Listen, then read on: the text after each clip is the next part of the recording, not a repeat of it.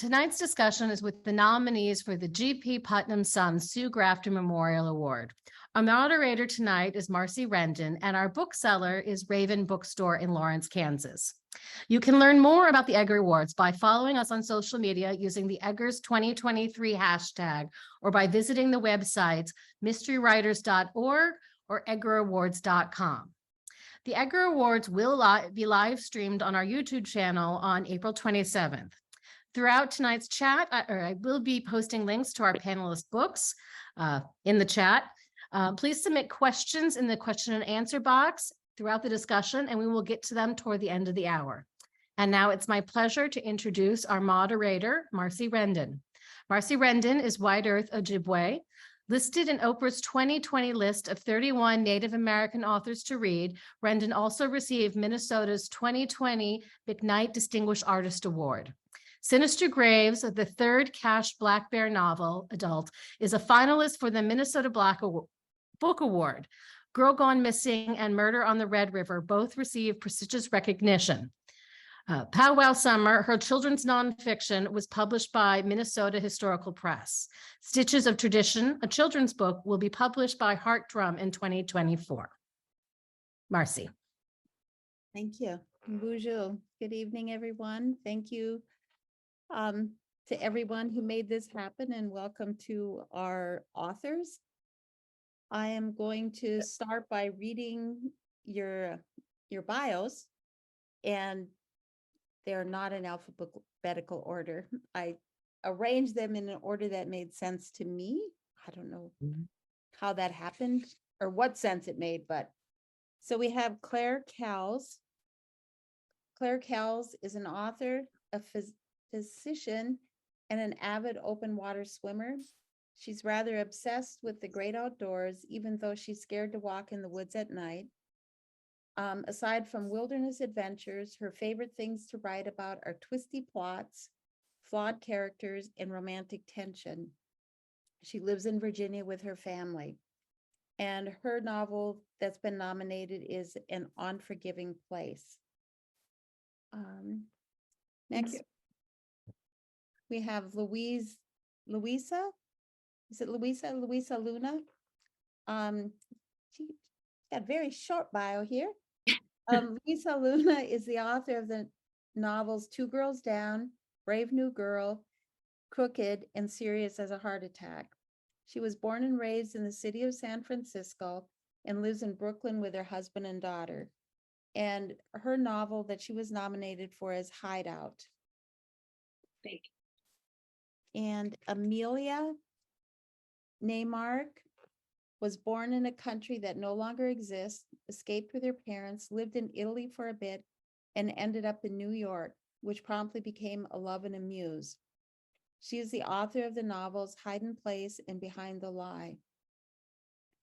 Her short stories appear in A Stranger Comes to Town, edited by Michael. Help me out, Emily. Coretta, I think. Secrets in the Water, After Midnight, Tales from the Graveyard Shift, River Journal, Snowbound, Best New England Crime Stories 2017, and the 1+30, The Best of Mystery. When not writing, Emily works as a visual artist and reads massive quantities of psychological thrillers, suspense, and crime fiction. She lives in the Hudson Valley with her family, and she also has a story that's been accepted in the BoucherCon 2023 anthology. Her novel that was nominated is Behind the Lie.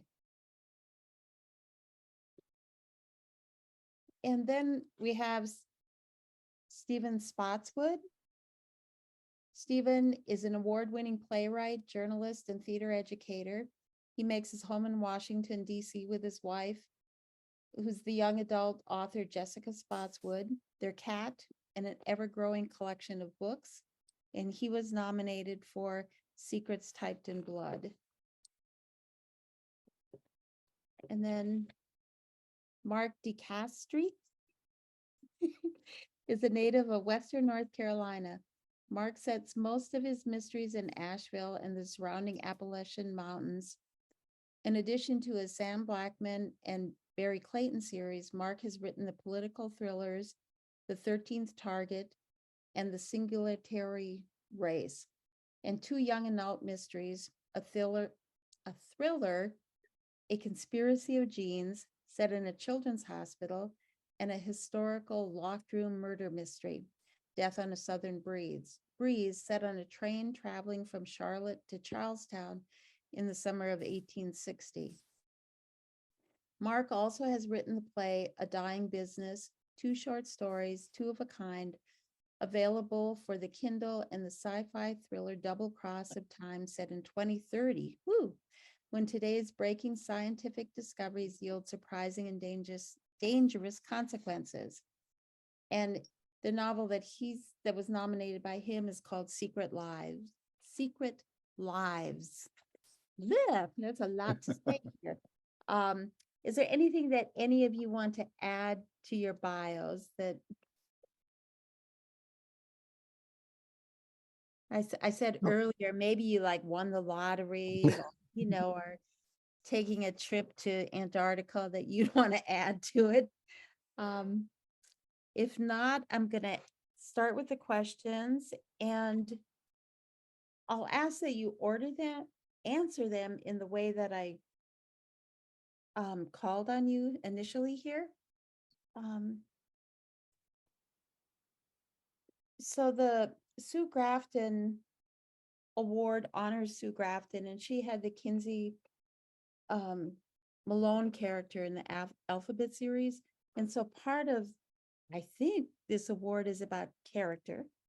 So one of the questions that I have is, which came first for the novel that got nominated? Which came first for you, the character or the plot? Do you want to start, Claire? Sure.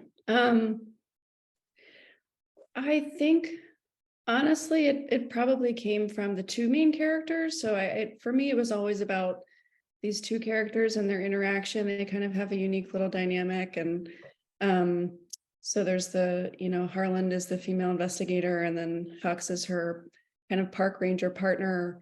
And I wanted to make them both pretty flawed people, and she's overcoming something like a tragedy in her past, or kind of a mystery that feeds into the current mystery. And the initial book was completely different. It was like a psychological tech thriller in San Francisco. So that was completely scrapped, but the characters stayed the same. Okay, all right. Louisa? Hi. Well, definitely similar to Claire. I have my protagonist, Alice Vega. And this is the third book in the series, so she's definitely had a journey. And so I had to frame the story. I mean, I had ideas for the story, and the story came from, I pulled inspiration from other places for the story, but everything, is built around Vega and her relationship with her sometimes partner, Cap. So, I mean, it's very hard to separate the yin and the yang of plot and character, but I would say characters drive my stuff a little bit more than the plot. Sometimes that gets me into a lot of trouble and backs me up into a corner. I have to figure out the plot from there. Maybe you can identify with me, fellow journalists. I don't know. But definitely character comes first. But the plot has to stay, true and believable throughout. Okay. Cool. Emilya? Sure. So because Behind the Lie is the second in the series, I had my characters, but what happened was my sort of friend character in the first book became so interesting to me that I wanted to explore her life more.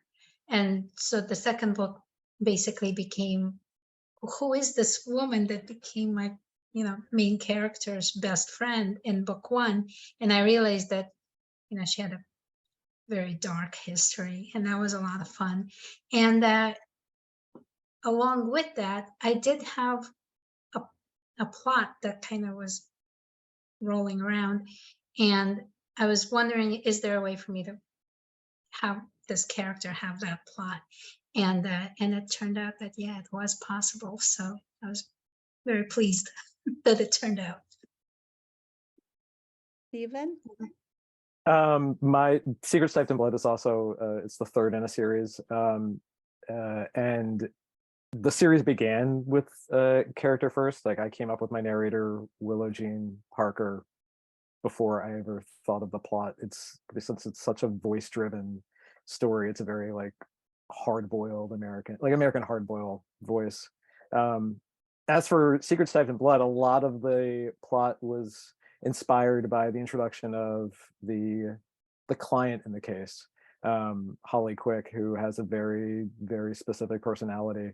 And that character really just sort of drove the plot, or the creation of the plot for this book. Almost always character first. Okay.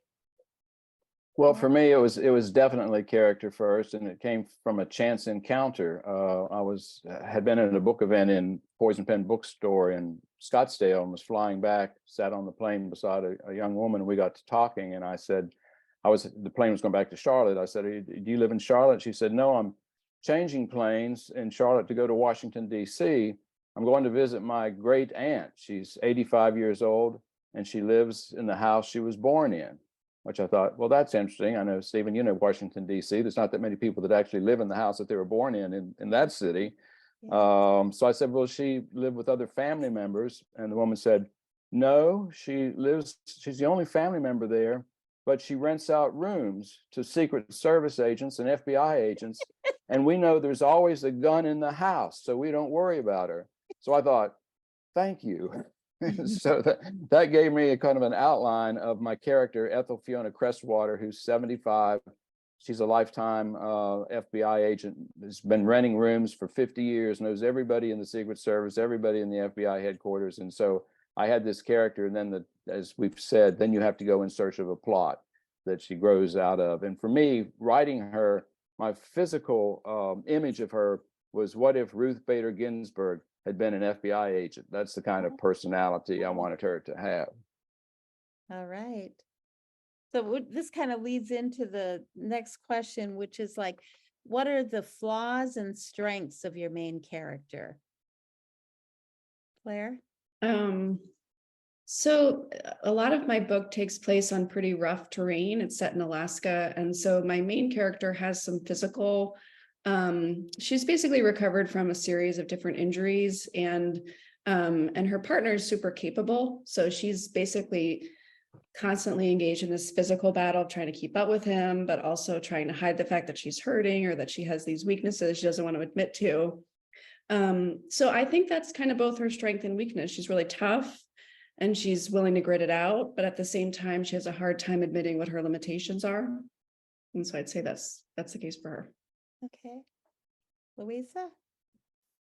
Alice Vega, she's got a lot of flaws. She's got, not to get too psychological. I don't really believe in getting psychological on characters, trying to take them apart in a therapy kind of way, but she's not a big hugger. She's not real emotional. She has trouble saying "I love you," and you look nice in that dress. She has trouble with these things that are simple to many of us, or that are just part of being a human in society. She's got some blocks with that, but that also is because she's very, very focused on her task at hand, and that's finding missing persons. She can also, in a chameleon kind of way, she can, pretend to be, not with costumes and stuff, but like, she can, affect a certain personality to get someone to talk. And, she has a talent for getting people to talk. And yes, and she's also very physically strong and can do a one-armed yoga handstand, which I cannot. Whoa. She can. Right. That's her thing. Oops. So yes, so I think that her flaws also lead into what makes her strong. It's the same It's the same piece. It's the same thing. Thank you. Emilya?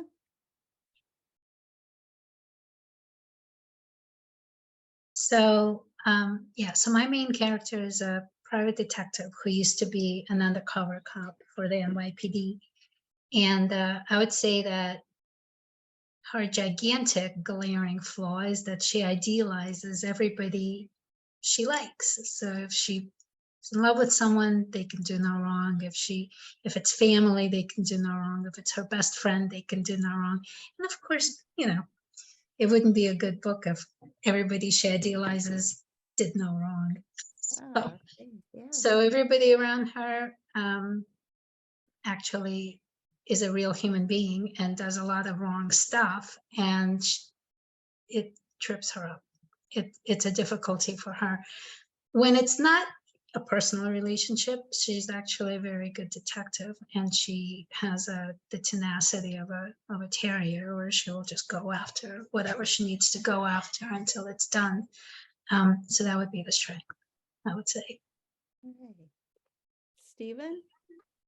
So Will Parker, her background, she grew up in a very hardscrabble, abusive childhood and ran away from it as a teenager. And so she sort of learned that you don't show weakness, and she's learned to be self-sufficient. And now she finds herself working as the right-hand woman for Lillian Pentecost, who's the most brilliant detective in New York City in 1947.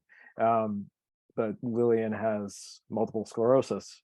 And so there is this ticking clock that's always in the background that Will is going to have to take over for this brilliant woman at some point.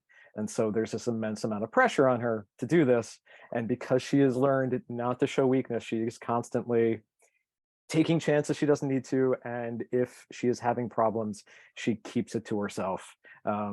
She doesn't want to expose any weakness or any wounds. And that has caused her to make poor choices, which is bad for her, but great for me and my readers, because it's fun to write and hopefully fun to read about. But yeah, and at the same time, that is also the source of her strength. It's like it is that double-edged sword. All right. Mark? Well, my character is Ethel Fiona Crestwater is her name, and her strengths are she's always the smartest person in the room, and she knows how to play the government agencies off one another to get information she needs and to pursue the truth that she sees it. She's fiercely loyal to her boarders, her roomers. So in the first book, one of her boarders is killed on the front lawn. Ethel's not going to let that stand, and so she will go after to find out who the murderer was and what the conspiracy was. That also, as we've also said, sometimes your strength of your character is also the character's weakness, that she can overextend herself, get out in front beyond where she should be and get herself in trouble. She has a little bit, the hubris of her attitude can sometimes come back to put her in dangerous situations unnecessarily. But that's the fun of it too, is having her figure out a way to get out of a mess she's created. Cool.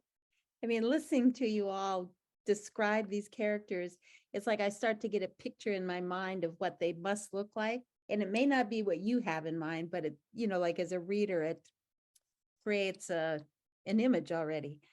So then the next question is, how does location fit into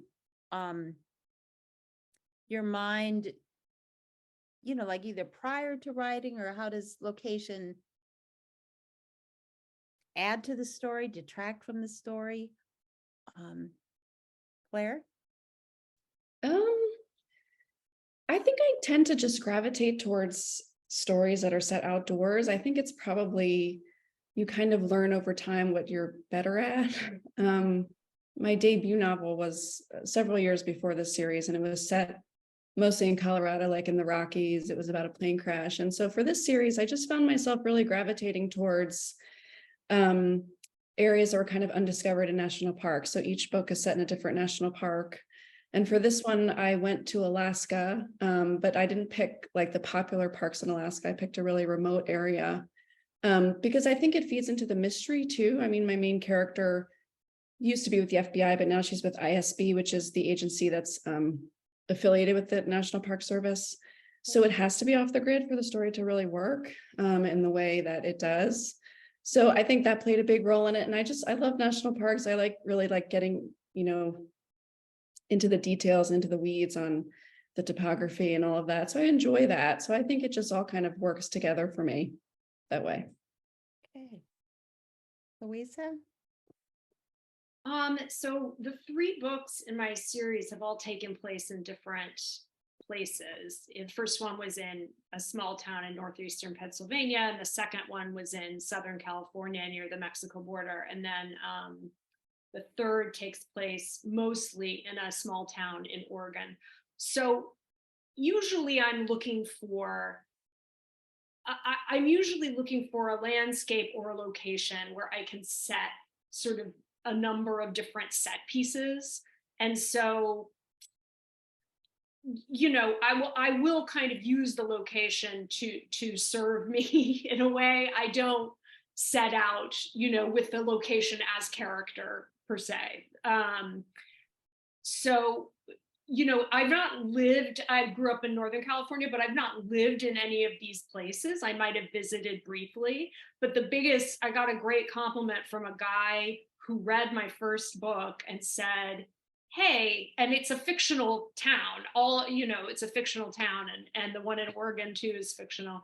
But he read the first Vega book and he wrote to me and he said, I grew up in Pottsville, Pennsylvania. Is that what you based this on? And I said, yes. How did you get that? Because I was there for one weekend. So, I do, to do something, like Mark does with DC or like Stephen has done with New York, you have to sort of make the location the character, or Claire certainly, so I needed to get into more of that instead of just have my, these things play out. But, so far it's worked. So far, so good. Okay. Emilya? Yeah, so in my case, location is character, because I actually don't think the story could happen anywhere else. It drives the limitations of who the characters are. In the first book, my characters move up to the small upstate town to get away from New York City and the crime in New York City. And of course, it's crime everywhere. And in the second book, the idea is, what kind of life is a suburban life, and what does it do to suburban families, and how do women fit themselves into the life that is lived here. And I've lived in various locations, but for many years I've lived in suburbia. So it's been an interesting thing for me to observe and think about, and kind of see how it inspires a person to maybe pursue a life of crime inadvertently. So yeah, that's me. Stephen? So with this latest book taking place in 1947 New York, the location can't not be a character. It's always a character. But I chose this time period right at the tail end, right at the end of World War II, because it's such a liminal space in American history. There's this whole world that's ending, and the whole idea of like the suburban white picket fence American dream is being forged in these years between like 1945 and 1950 couple. And having 2 female protagonists working in a profession that is heavily male dominated, having Will is bisexual in 1947, and the precursor of the Lavender Scare is already started. Like it doesn't get a name yet, but it's already happening, and that all these things are about to like come crushing down on all of these people in these subcultures in American life. And so that drives like the plot, it drives the tone, it drives like that whole thing is just sort of always looming over this series. So yes. Yeah. Mark? Well, Ethel really can't be separated story-wise from DC, because that's where her history is and where all her contacts are. But I do feel like in writing a book, you want to expand the setting as when you can. So Ethel also has friends out in Northern Virginia and Manassas area and the horse country areas. And one thing that led me out there was I realized in the first book, maybe about 2/3 of the way through, that Ethel needed to be a pilot for part of the plot story. And she's 75 years old. So I kind of did some Google research on pilots and when you can fly, and found out that there is a group called UFOs, which are not what I thought they were. There stands for United Flying Octogenarians, people in their 80s who fly. So Ethel's not quite old enough for that, but she's been adopted by this group of usually Vietnam pilots that fly out of this club. And so it gave me a way to get her out of DC and into some countryside settings that figured then prominently in the storyline. That is so cool.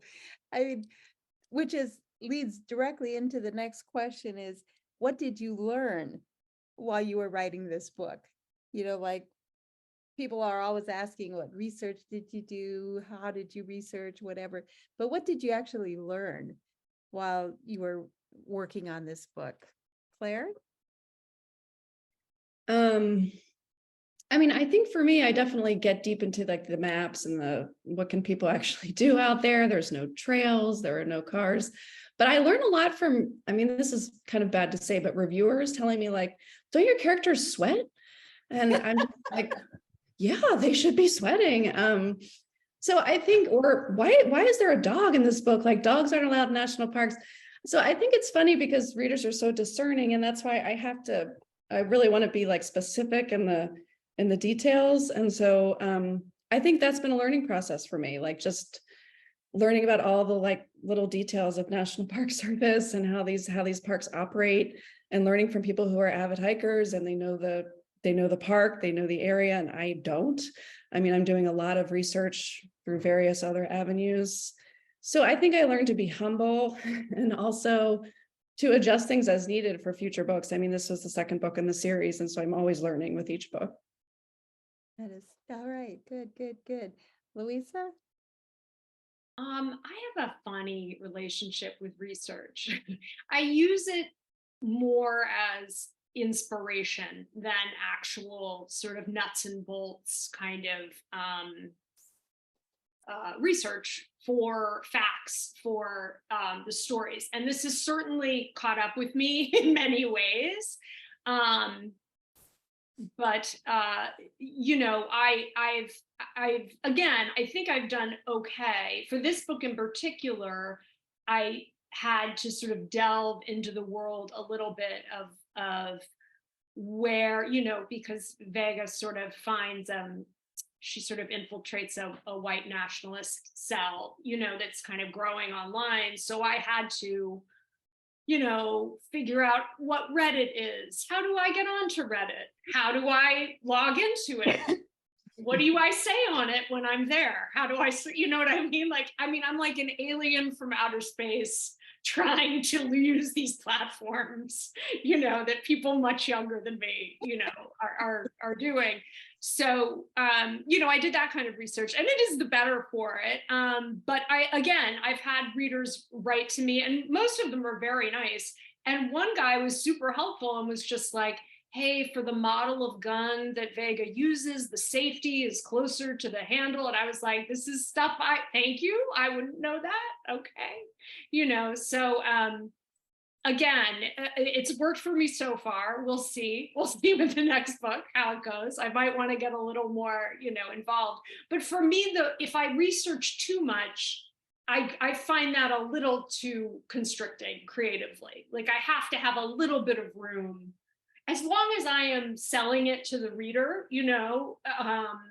If I have the safety in the wrong place, I'm okay with it at the end of the day. That's all. Emilya? Yeah, so for Behind the Lie, I actually had a few different things I was writing about that I thought I knew about, but I can't write unless I really, really understand something. So I do go down rabbit holes. And so among things that I learned that how bad some youth group homes can be. And oh boy, I read some, real articles on real things that happened in a group home that's near here, which I couldn't believe. Because I have a cop I can ask questions of, I learned some things that never even occurred to me that I didn't know. Like, for example, if someone runs out to you and you're a cop and someone runs up to you and says, there's someone being trapped in this house over here and they're being abused and they're going to be killed like any minute. The cop can't go into the house. That's not enough. The cop still needs a warrant, but there's a workaround.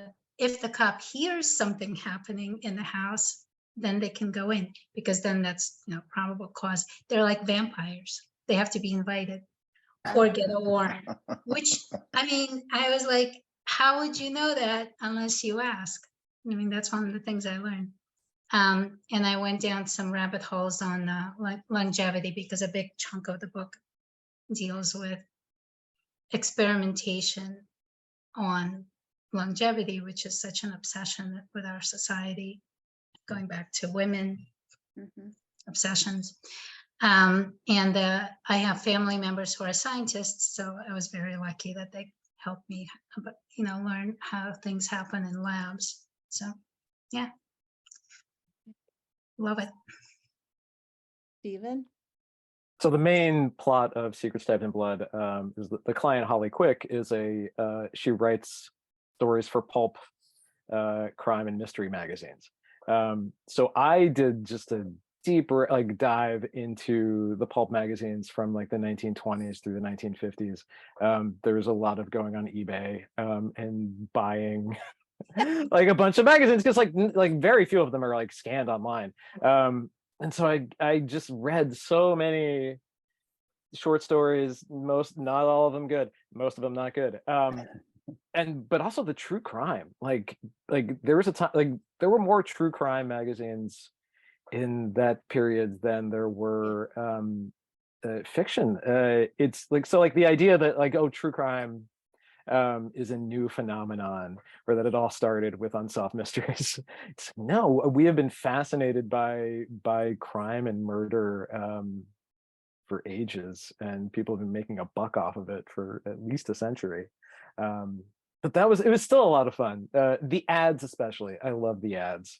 A lot of medical devices in these ads. I think they're really gearing towards middle-aged men with hemorrhoids. That seems to be the market for a lot of true crime magazine marketing. All of which I got to not all of it I got to use in the book, but it certainly helped. Usually for me, I have to be interested in the subject that I'm working on, because I'm figuring that I'm going to be spending a year with it. And if I'm going to get bored with it, I know my readers certainly going to get bored with it. For Secret Lives, I was interested in learning about cryptocurrency.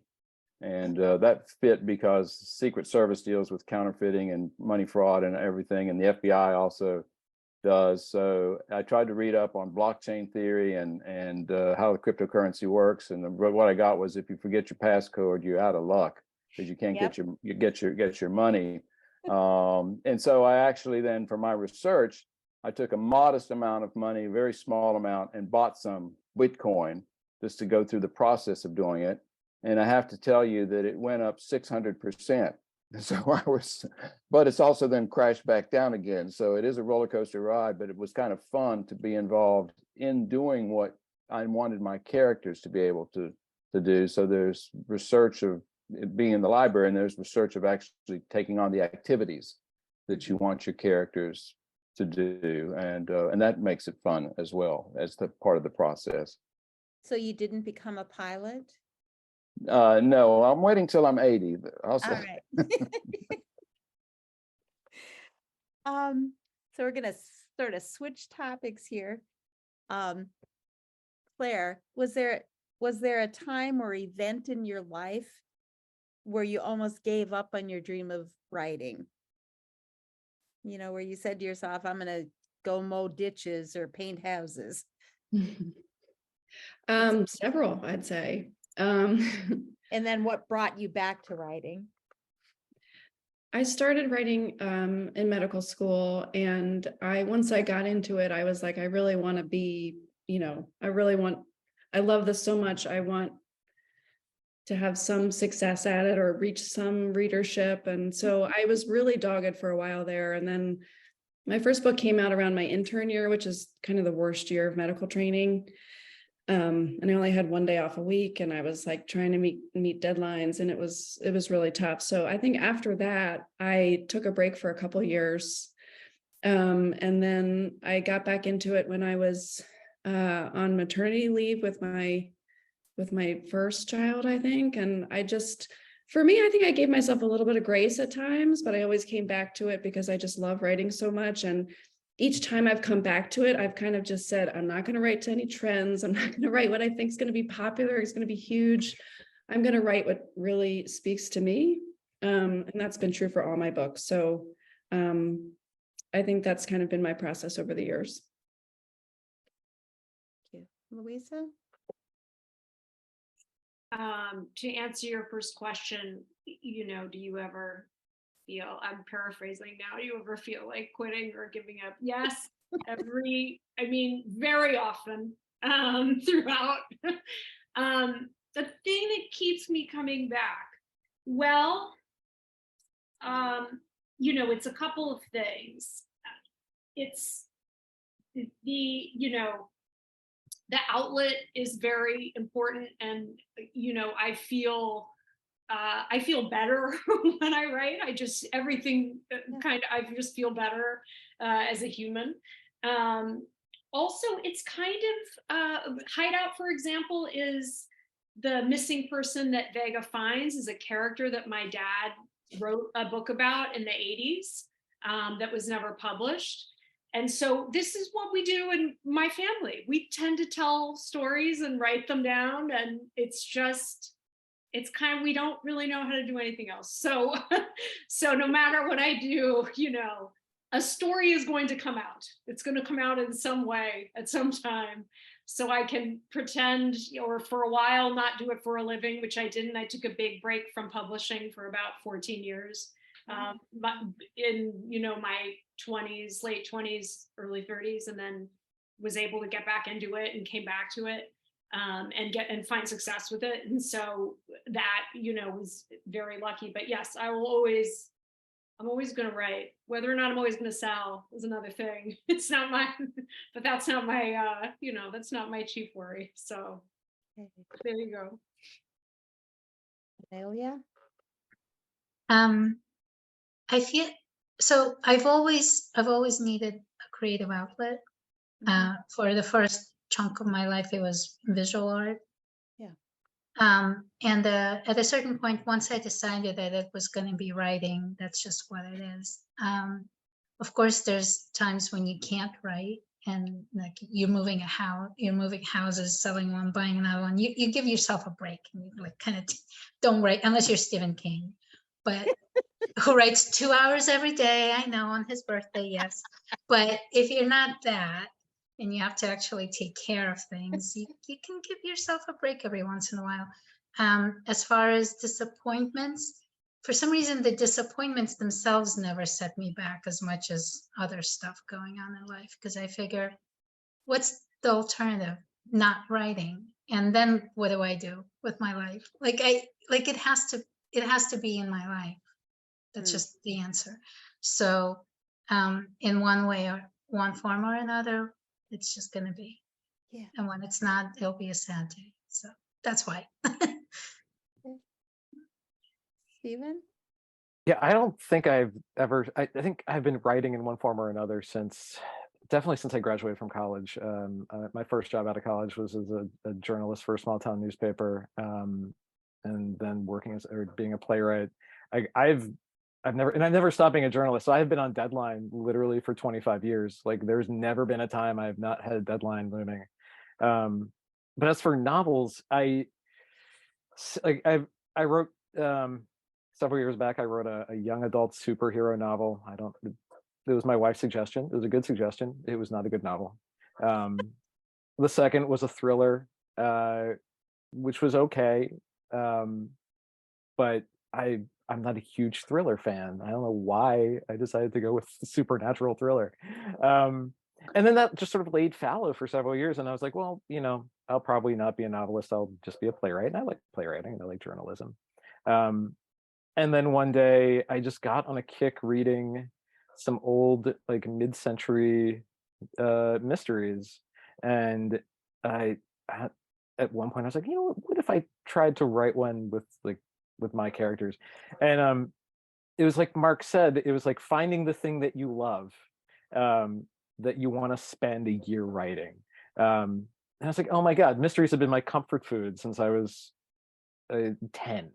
Why have I never tried this before? And it was like just an immediate like click.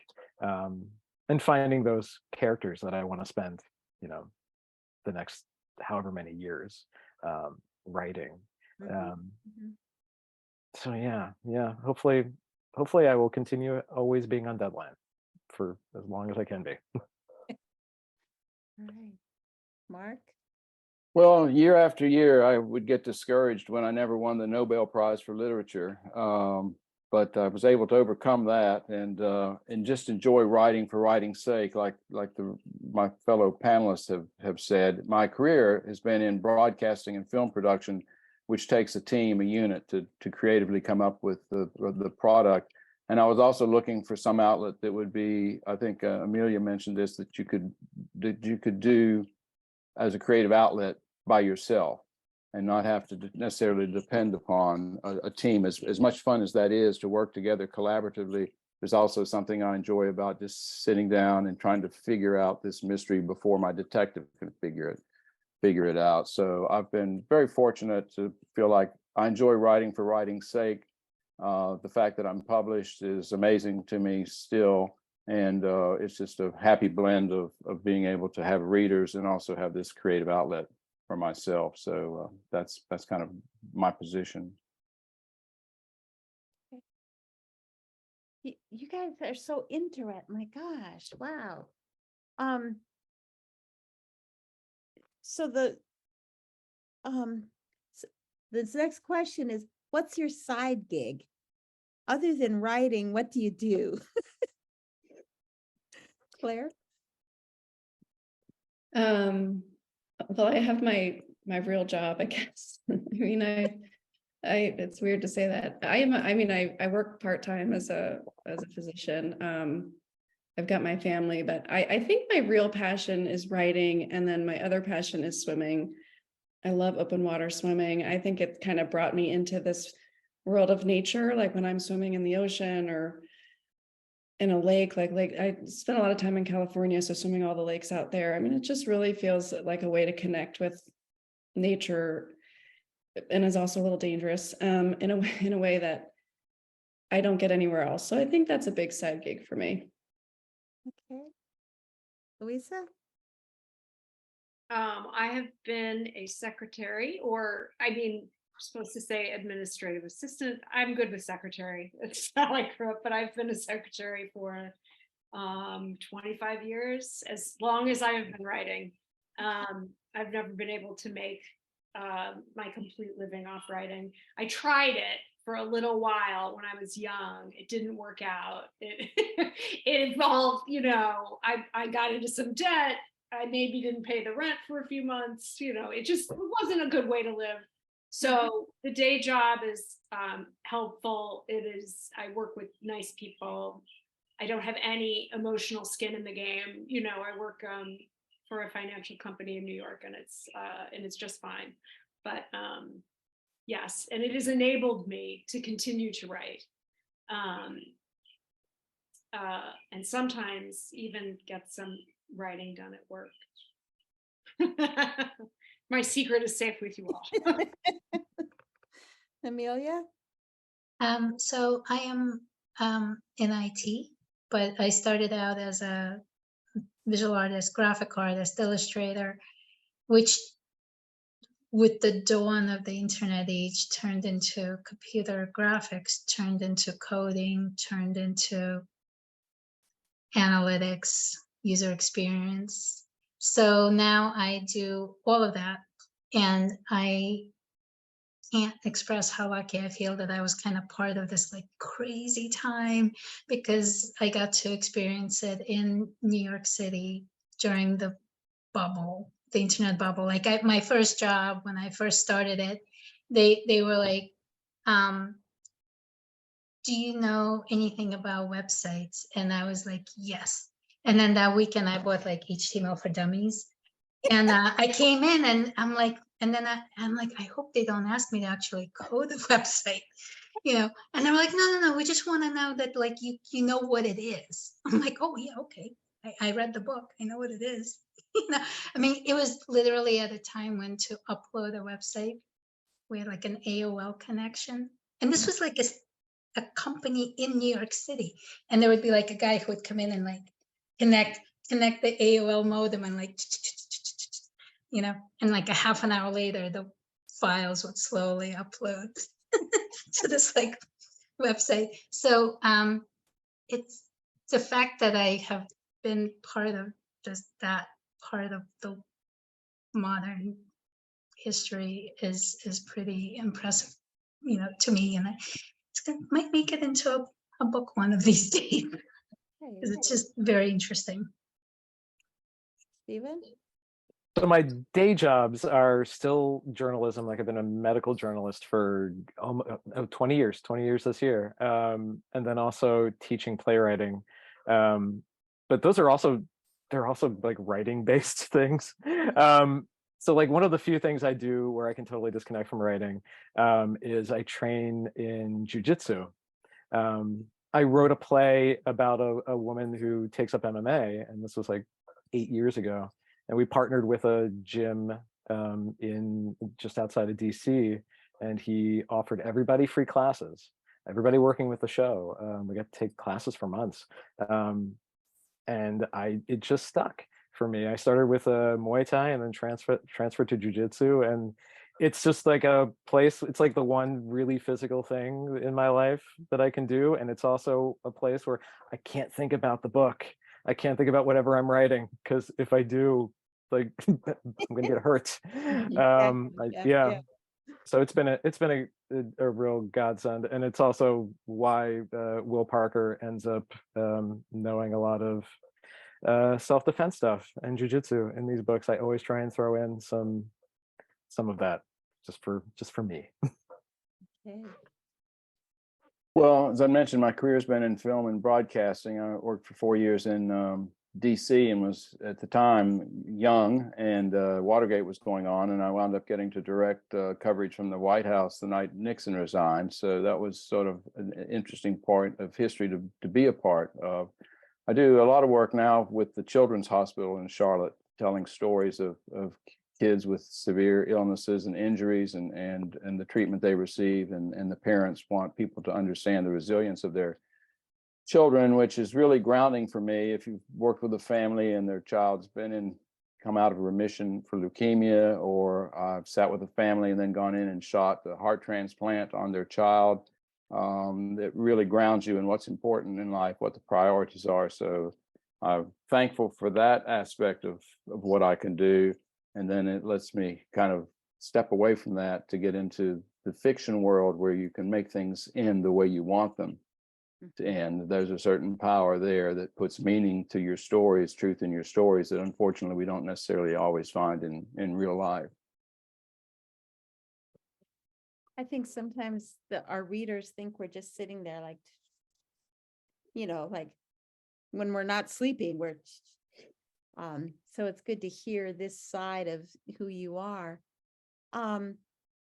We have a question in the chat. Someone wants to know, and then other people who are listening are invited to pose questions also.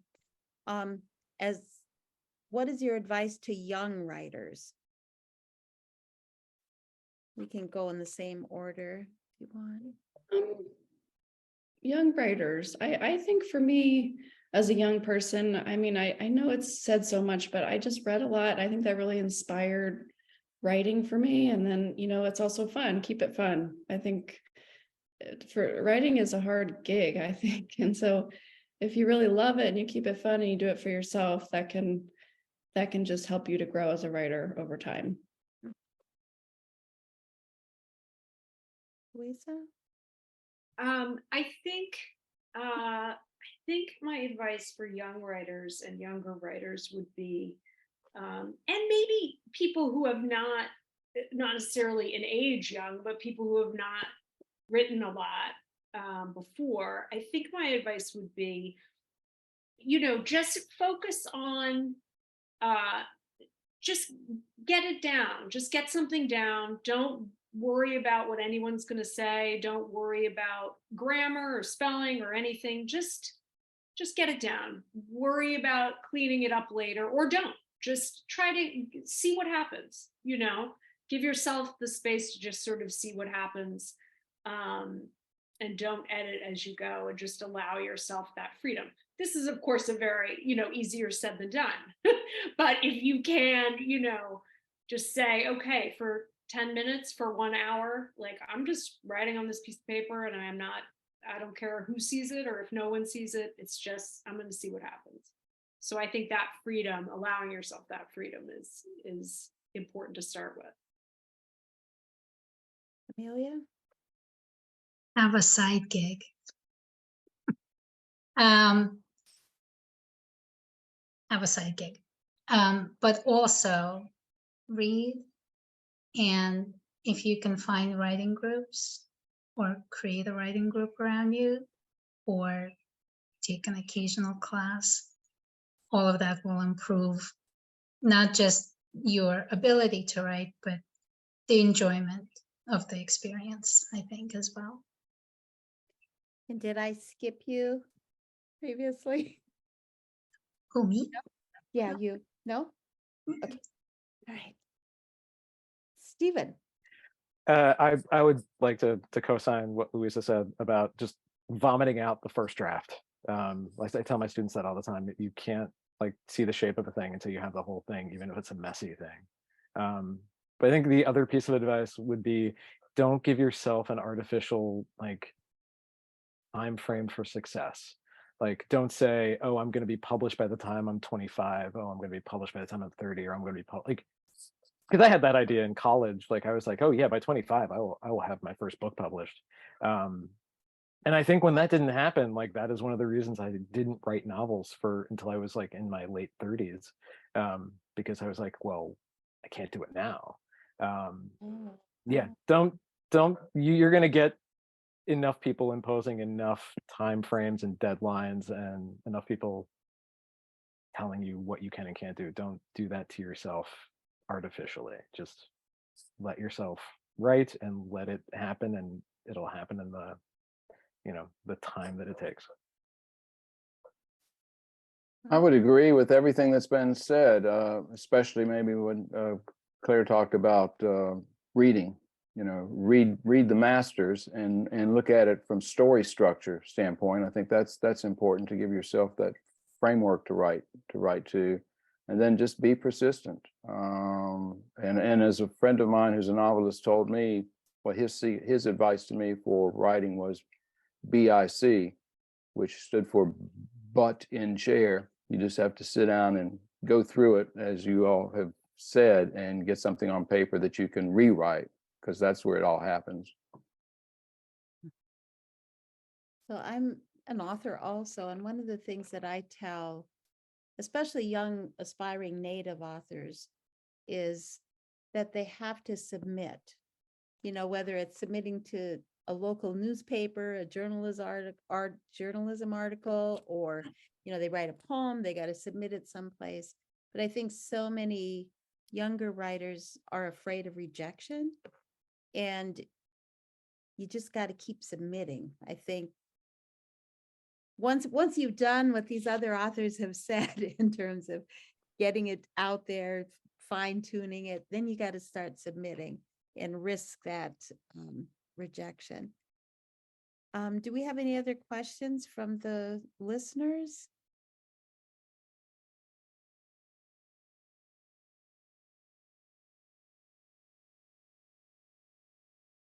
Okay. do you guys have questions for each other or other things that I didn't ask that you were just totally expecting to be able to talk about tonight? Just jump in at this.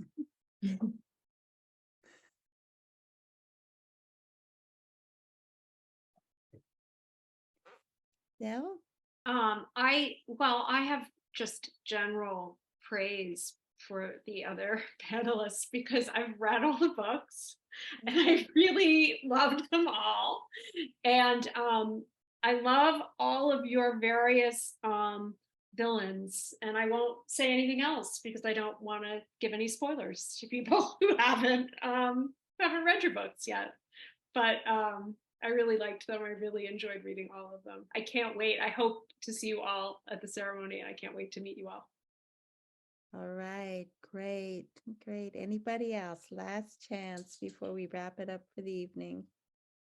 I'm so honored to be here with you all. I really appreciate the opportunity to meet you this way after having read everybody's work. And I need to say this, invite everybody to join us this Thursday, April 6th at 7 p.m. Eastern Daylight Time for a conversation with the nominees for Best Fact Crime.